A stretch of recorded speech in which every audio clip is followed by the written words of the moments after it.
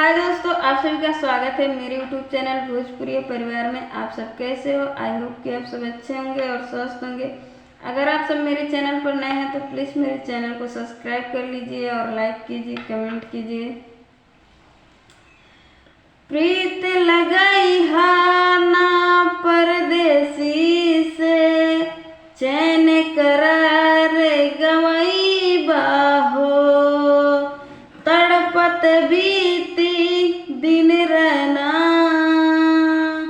नैनन से नीर बहई बाहो, मुसाफिर लौट के अइहा, मुसाफिर लौट के अइहा। वादा जे कैले बड़ा हो, वादा जे कैले बड़ा, वादा निभैहा, मुसाफिर लौट के अइहा, मुसाफिर लौट के अइहा। जेकरा सीना से निकल के जान कर चल जाई हो, बिना जान के बोलाऊ प्रेमी कैसे भला जी पाई हो। जेकरा सीना से निकल के जान कर चल जाई हो, बिना जान के बोलाऊ प्रेमी कैसे भला जी पाई हो।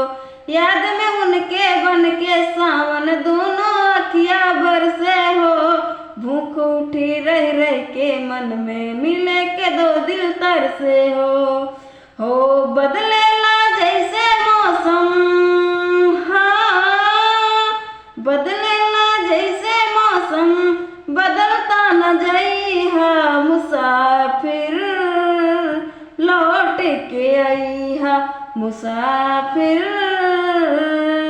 लौट के अइहा, मुसाफिर लौट के अइहा, मुसाफिर लौट के अइहा।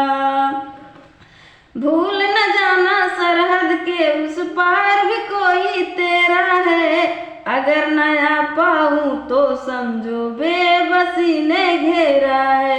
भूल न जाना सरहद के उस पार भी कोई तेरा है, अगर नया पाऊं तो समझो बेबसी ने घेरा है।